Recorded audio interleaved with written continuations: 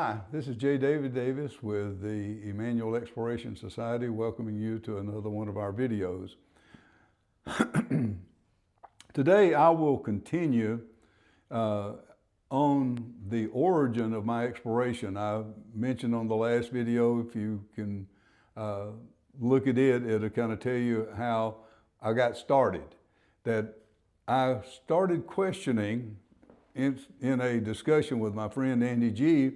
I discussed the fact of what did we know about Jesus? And we found out that we knew very little about Jesus except what we had been taught in school. And so I went to Fort Lauderdale, Florida, to talk to a Messianic Jew, so I thought he might know a little bit about Jesus. I found out that he only thought I was anti-Semitic because I was asking him questions. Then went to Channelview, Texas, and I got a book on the oral law, and I started studying. It was Danby's Mishnah is the book. It's about this thick, really big book. And so I was still asking questions in every place I would go. And then remember I said this article that I wrote that I'm talking to you from, it was written in 1991. So I wrote this story beginning in 73, 74. By the early 80s, I was asking questions everywhere I went. I found out that there were just not a lot of answers. People are now starting to avoid me. I'm getting a little weird, they thought, maybe a lot. And I'm obsessed with this pursuit. I mean, it was just eating me alive. And there was someone out there that I could relate to, or there wasn't many out there I could relate to. My friend and study partner, Jack Saunders, was sure that I'd gone insane. Little did he know that soon he would join me in my insanity. He may never forgive me for what I did to him. By 1983, people were just really tired of hearing about this Jewish stuff, about Jesus. And some guy told me, he called me, and he said, there's a guy in Texas that sounds a lot like you and talks a lot like you. I said, who is he?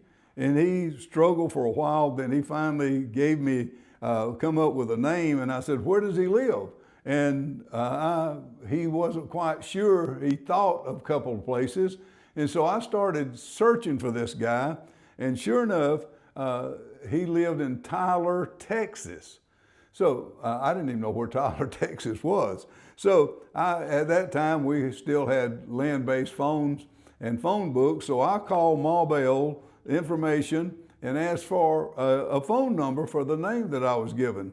And when I called the number, the phone on the other end was answered and said, Vendel Jones speaking. Now I have him. What am I going to do with him? So from that day forward, I started quizzing Vendel. He had a lot of answers for the things that I was looking for. And we became friends, and we became more than friends. He was my teacher. And then we grew to the place of not just being a student teacher, but we became co-explorers, if you will. And we complemented each other. Now, we had gleaned together from a lot of the teachings of the Old Testament.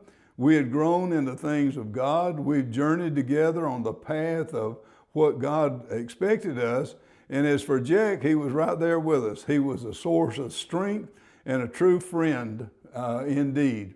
Recently, I looked back over my tape library from that period, and in 1985, I was making some pretty bold statements. Now, here is some of the stuff that I was talking about. And man, I was in trouble. I didn't know how much trouble I was in, but I was in a lot of trouble. So by 87, I am totally in trouble. I didn't realize that Jesus was born a Jew. He was raised a Jew.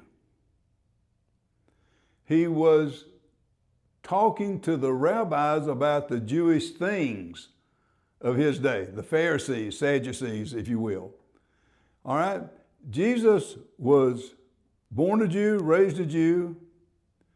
He was then crucified as a Jew. And then he was buried and resurrected, and in the resurrection he was a Christian. I didn't get that. Then he goes to heaven, and when he goes to heaven, he's a Christian. But then when he comes back, he's coming back as the King of the Jews. Do you see my confusion? What happened? When did all this change? Now, by 1987, I am almost totally dislodged from what I call the concrete of Constantine theology. That is, for those that studied a little bit, Constantine is actually the father of Christianity at the Council of Nicaea. And I exchanged my Byzantine bifocals for a pair of bifocals that would give me 20/20 vision in the scriptures. Even today, my vision still gets blurred.